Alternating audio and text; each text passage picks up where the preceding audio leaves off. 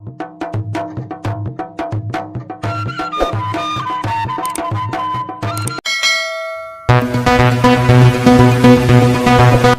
lillahi, wata shegiyar ta sake zagin Annabi Muhammad sallallahu alaihi wasallam a jihar Borno.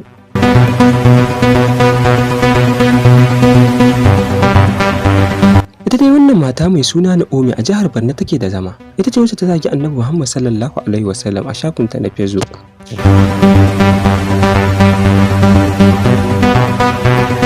Kar ka manta da idan wannan shine karo na farko ka shigo a wannan tasha tamu mai albarka, kar ka manta ka danna mana subscribe sannan ka danna alamar karara, wanda da zarar mun ɗora labari ko bidiyo za mu sanar da kai misalin mu ko da yaushe. Babu shakka an fara zaman ɗaɗɗar a babban birnin jihar Maiduguri, bayan da wasu matasa su ma suka hau zanga-zanga akan Naomi wata ta zagi fiyayyen halitta Annabi Muhammad sallallahu alaihi wasallam.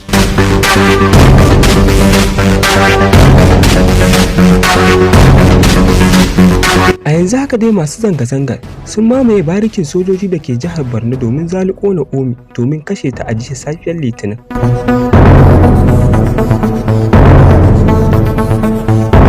Haka zalika masu zanga-zangar sun ƙona tayoyi da rufe ƙofar barikin. An ba su tabbacin cewar a nan Naomi ta ɓuya.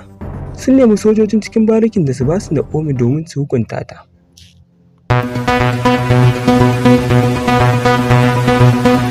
Inda kwamandan barikin ya fito ya ba su haƙuri tare da kwantar masu da hankalinsu da su yi haƙuri. Haka zalika ɗaya daga cikin masu zanga-zangar wato Umar Babagana ya shaidawa Aminiya cewa tabbas matar da ta zagi Annabi tana tare da wani soja a cikin barikin.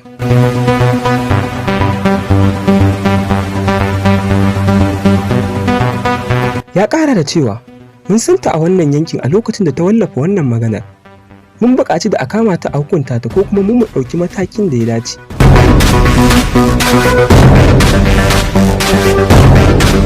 Naomi dai ta bayyana cewa wai tana bayan abin da Deborah ta yi, wannan ɗalibar da ke jihar Sokoto wacce aka kashe ta aka kuma ƙona gawarta.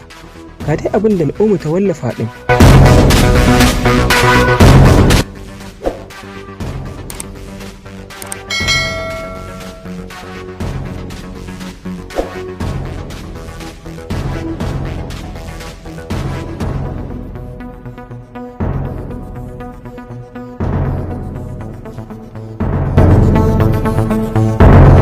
Haka zalika sojoji sun yi nasarar kwantar da tarzomar masu zanga-zangar.